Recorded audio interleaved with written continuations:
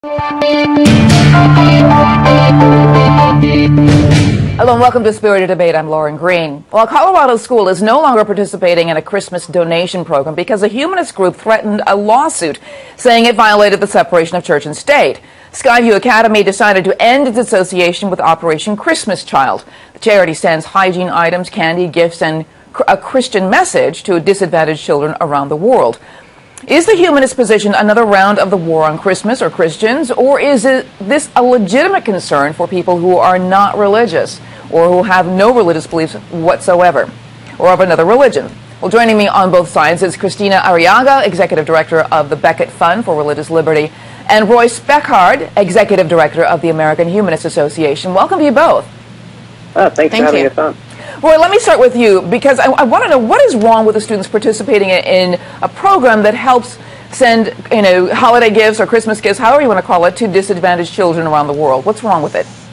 Of course, on the face of it, that sounds terrific. Unfortunately, it's also an evangelical program that's designed to convert kids to Christianity.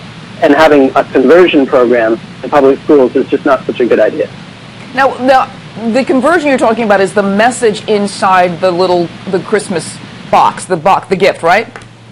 I am talking about that message and also the intent of the program. They make no bones about it. Operation Christmas Child is about converting kids to Christianity. And that's what the whole program's for. Really? And, it's not, so Operation Christmas Child is not about sending gifts to children. It's about sending gifts with strings attached, strings about converting. Yeah. And that's what it's for. It talks about thousands of people who've already converted. If you look through their material, their own material. Yeah, Christina, what is your answer to that? What do you think about that?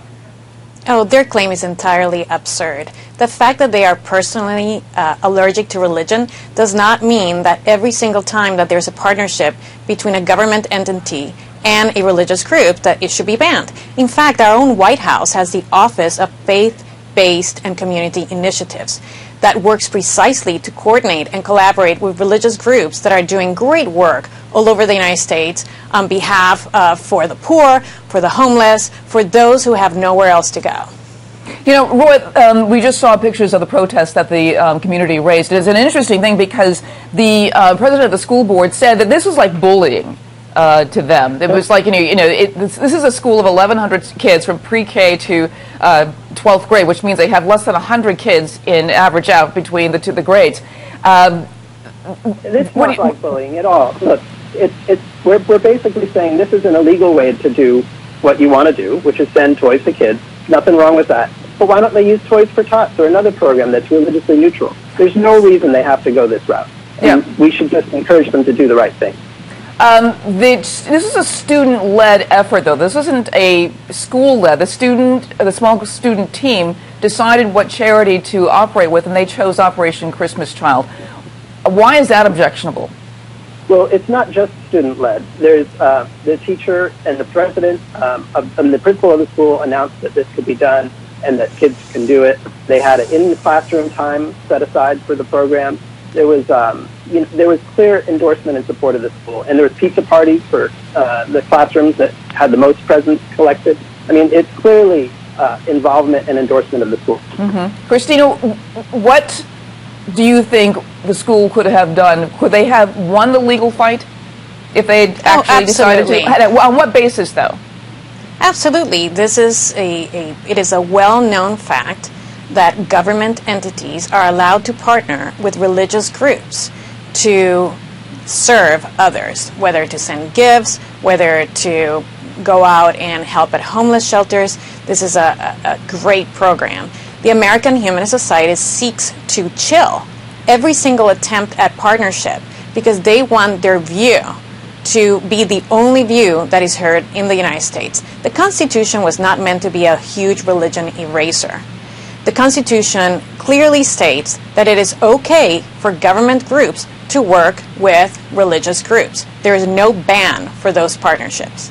You know, Roy, go ahead. When those partnerships do happen, though, they have to be done in such a way that it's religiously neutral. We can't be, and this program is specifically designed to convert kids, so that's the problem that I see. Mm-hmm. If they had a partnership where it was perfectly secular, everyone could participate, they weren't trying to convert, then it wouldn't be such a problem as this one is. Okay. And that's why we're bringing this case up. Roy, what is more important? Is the greater good helping disadvantaged kids here, or is the greater good keeping religion out of the public square? I think actually the greater good is educating schools so that they do the right thing the first time. They choose Toys for Tots or another program that's religiously neutral. And so we don't get into the situation where they're having to backslide at the last minute. If they just chose the right thing in the first time and get educated by groups like us that work together for religious liberty, I think we can have a better future. I want to stop you right there because you're saying it's the right thing. They believe it's the right thing as well, and that's another discussion about what your right thing is actually based on. Christina, I want you to have the last word on this. The bottom line is this, that those children who would have received a little bar of soap or a little deodorant, things that we take for granted here, those poor children are not getting them because the American Humanist Society decided to apply their own disdain for religion to this program. It's truly a pity.